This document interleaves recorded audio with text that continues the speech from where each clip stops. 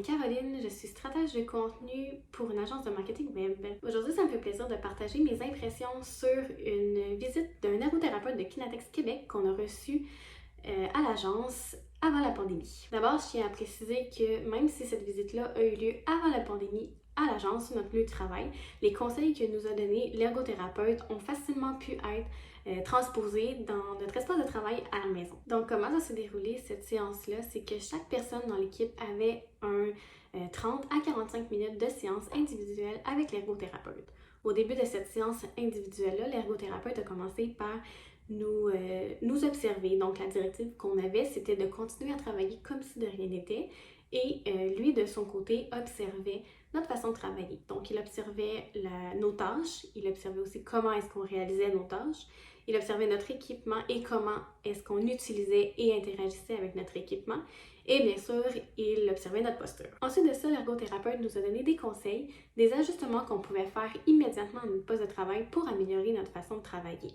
Donc, par exemple, est-ce que la chaise nécessitait des ajustements? Est-ce qu'on avait besoin de surélever ou d'abaisser le siège, les appuis-bras, le dossier? Est-ce qu'on utilisait 2 écrans? Si oui, est-ce que les deux étaient bien positionnés? Est-ce qu'on utilisait un appui-pied? Si oui, est-ce qu'on l'utilisait de la bonne façon? Donc, vraiment, tous des petits ajustements à notre poste de travail qu'on pouvait faire immédiatement et qui allaient vraiment avantager notre poste. En plus de ces ajustements à notre poste de travail, l'ergothérapeute nous posait des questions sur nos habitudes de travail, donc notre routine, notre quotidien. Est-ce qu'on se levait suffisamment? Est-ce qu'on prenait suffisamment de pauses? Et s'il y avait des améliorations à faire, l'ergothérapeute nous donnait des conseils concrets pour, par exemple, être en mesure de prendre plus régulièrement des pauses ou des micro-pauses sans nécessairement avoir à arrêter notre journée de travail. Donc, par exemple, quand on a des rencontres, au lieu de les passer assises, c'est quand même assez facile de se lever. Sinon, aussi juste d'aller chercher un verre d'eau. C'est pas énorme comme travail, c'est pas énorme comme pause, mais c'est une micro-pause qui fait en sorte qu'on améliore notre posture, on reset notre posture. Finalement, l'ergothérapeute a fait une liste d'équipements ou de matériel suggérés.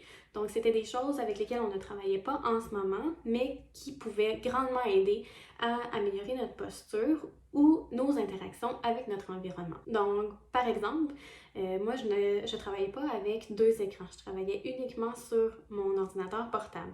Et ça, c'était une des grandes recommandations de l'ergothérapeute, donc de me procurer un 2e écran et de travailler justement à 2 écrans pour améliorer ma posture et éviter que j'ai des maux de coude, des maux d'épaule, des maux au dos. Une chose que j'ai vraiment appréciée de l'ergothérapeute dans ses recommandations concernant mon équipement ou le matériel à utiliser, c'est qu'il a vraiment respecté mon souhait de continuer avec l'environnement Apple. Donc, je pense que c'est un secret pour personne. Peut-être que le clavier ni la souris ne sont pas super ergonomiques, mais l'ergothérapeute a quand même respecté mon choix. On a continué avec ce matériel-là, tout en me proposant peut-être des ajustements au niveau de la posture pour rendre le plus confortable possible mon utilisation de ces outils-là. Ce que je retiens le plus de ma séance avec l'ergothérapeute, c'est tous les conseils ou les outils qu'il m'a donnés, qu'il m'a suggérés pour prendre conscience de ma posture tout au long de ma journée de travail. Je recommande honnêtement à toutes les personnes qui ont un travail de bureau de rencontrer au moins une fois un ergothérapeute, que ce soit sur votre lieu de travail ou à la maison. Les bienfaits sont super, les ajustements sont facilement transposables d'un endroit à l'autre.